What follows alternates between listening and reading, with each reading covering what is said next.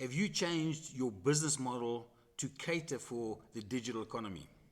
Technology is transforming industry, it's transformed business now, it's doing across in the industrial sections. And the strange thing is, it's really affecting SMEs more than some of the big companies, because some of the big companies have now paid experts to come in, consult, and starting to move in the direction of incorporating some part of their business within the digital economy.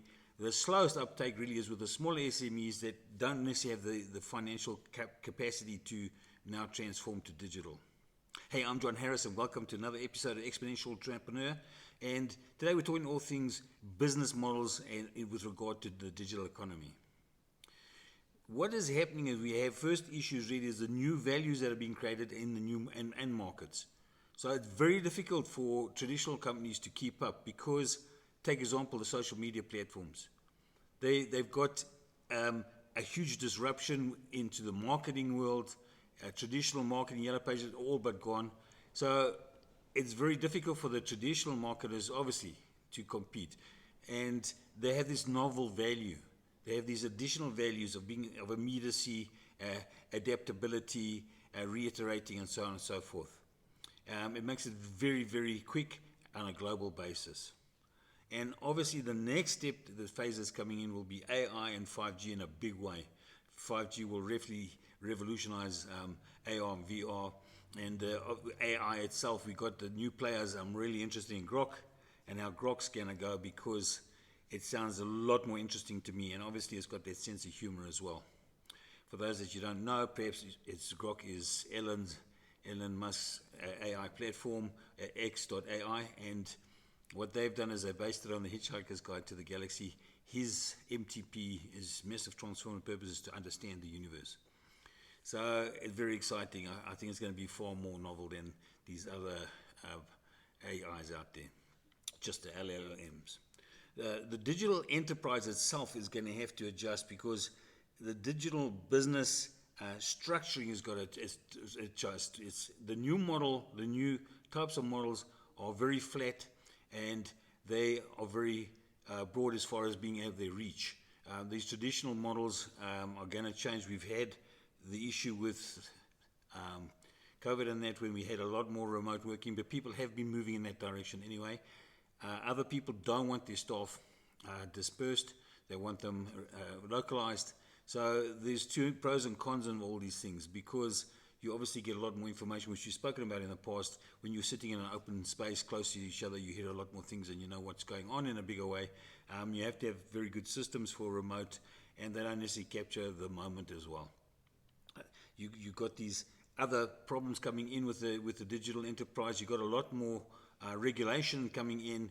We know about ESG, etc., carbon footprints, but there are other regulations going to be coming in, and they're going to be problematic for traditional companies that just won't be able to adapt to them. By the time they start getting around to this, it's going to be too late. Robotics is going to play a very big part combined with AI. We know as Grok expands, it will definitely be utilized within Tesla and Optimus, and various other aspects. It'll probably have a lot to do with Neuralink, and it's going to become an all-encompassing, very powerful platform, a series of platforms. Next thing we think about is digital transformation. So we've spoken about the values of the markets and the digital enterprise itself, and some of the forces that are going on there. And the transformation is another thing. So it's one thing knowing about it, another thing to transform. Nearly all leaders know about the impact of the digital information age, and specifically AI, but only 44% of them, feel that they're ready to take on this new change, and it's very problematic, as I mentioned, with SMEs. People are going to start to think, business leaders specifically, like a digital company. They have to think now differently, and it's not easy to get your head around it when you first kick off in this direction. It's going to take very strong leadership to drive this through the enterprise, especially if you have an existing company that's long-standing. It's going to be very difficult for those companies to change direction. It has been, some more successful than others, but it's sometimes easier as a startup.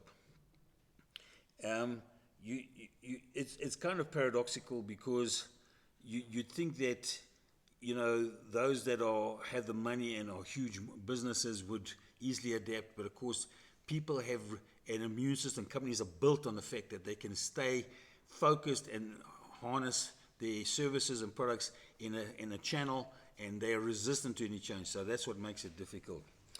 Inclusion, sustainability, and trust is another issue we have to talk about, because this is becoming more and more prevalent in the world as people become more distrustful.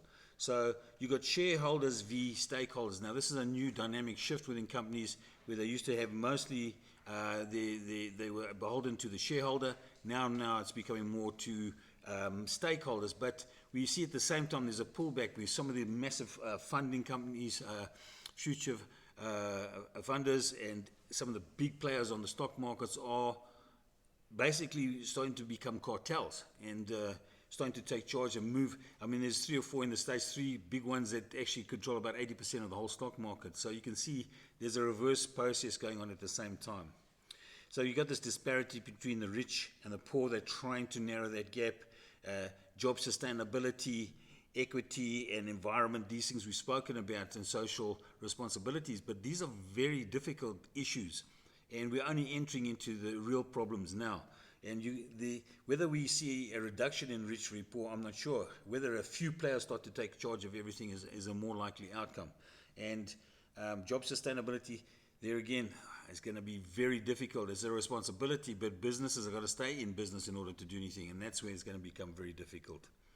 Lastly, let's talk about new digital models, and this is where I'm interested, because the Exponential Entrepreneur has training on EXOs, specifically coaching, consulting, and training on companies how to transition, how to develop some ideas around the digital world, the digital economy, and how to start to include those, build those out within the organization. There are specific modes that we go through.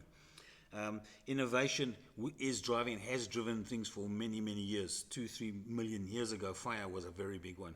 And as you know, we've carried on since then. But now we're really hitting the knee of the curve, as AI is going to hugely impact things.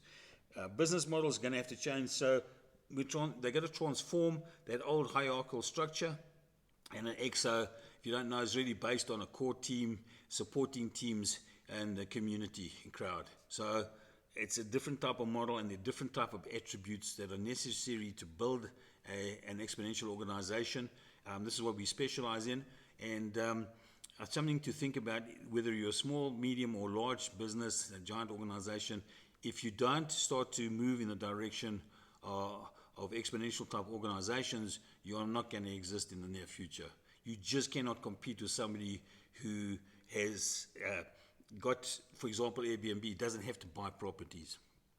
It gets them put onto its book at just about zero cost. You just can't compete if you're a hotel chain.